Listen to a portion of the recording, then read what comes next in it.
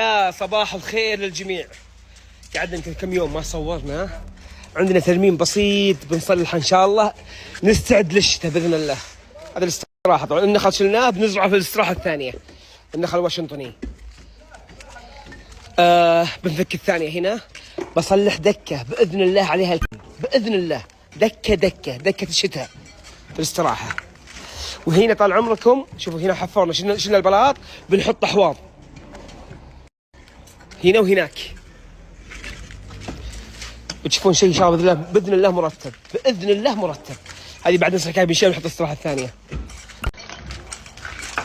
ترميمات في الاستراحه بسيطه، دكه تبرد السبت ان شاء الله تشوفونها بعدين باذن الله.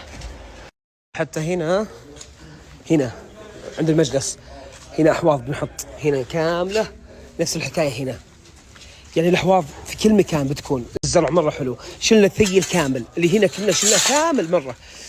بتكون طال عمركم المدخل من هنا بيكون في درجتين على الدكه على طول مرتفعه شيء بسيط، وفوق بنحط طال عمركم جبس كامل مع اضاءه، شيء مرتب باذن الله.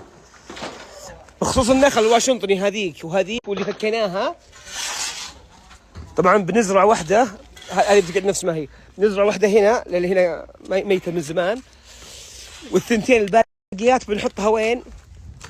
بنحطها في الاستراحه الثانيه اللي هذيك اللي تذكرونها، من يذكرها هذيك. عاد الحين بوريكم اياها وش الاشياء اللي سويناها الاخيره في الاستراحه ذيك باذن الله. لهين اليوم ما صورنا بسبب الموضوع هذا. حاطين طريقه مره حلوه في الدكه. طبعا نشيل الحين نشيل ذي من تحت عشان ما تموت. بغيت اطيح. عشان ما تموت اللي هي نشيلها ونقشحها، نشيلها من تحت احسن. هذه وهذه ان شاء الله باذن الله. تشوفون الحين الاشياء هذه كلها ان شاء الله اللي بحفظ المقطع بنزل لكم بعدين، شوفوها عقب ما نخلص. اذا جاك مهندسين صاحيين، مصممين صاحيين ويبردون السبت، شغله على طول، ادري شغلك بيطلع حلو.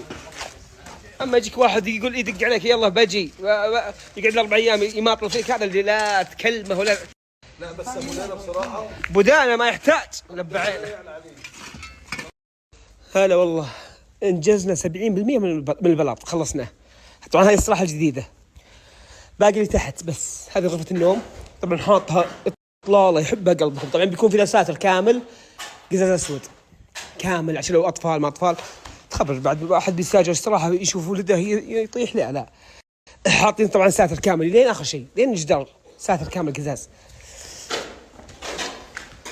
بس باقي اسانسير ان شاء الله بنتعاقد مع شركه لدورة المياه بالكرامه. هذا اسانسير، الغرفه هذه ثانيه.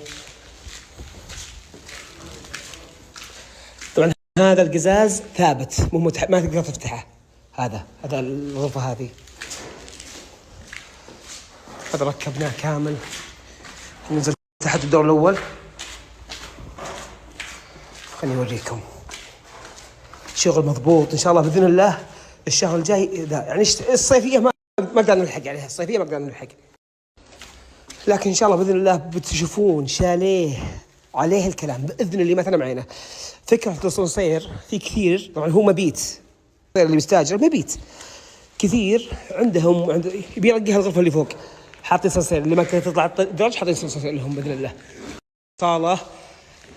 صاله رايقه وحجمها كبير، وحاطين عليها اطلاله. طبعا الاطلاله هذه شو بيكون قزاز كامل ثابت، بيكون في ذا دكه كامله. شوفوا اطراف الدكه من هنا الين هناك، وفيها لها دورة مياه الدكه هذه لحالها.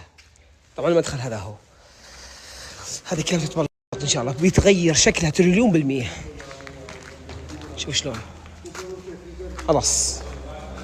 هذا المجلس رجال حاطه جاهز مكمل كامل. الكهرباء والركب ابشركم، يعني ان شاء الله ما ودي اصورها كثير، طبعا وقفت ما صورتها كثير بسبب طول السلامه ان كان فيها شغل. الكهرباء شبه الركب. دعواتكم بس، والله يرزقكم اضعاف ما اتمناها لنفسي، ويرزقكم كل ما تتمنون. قولوا امين يا اخوان.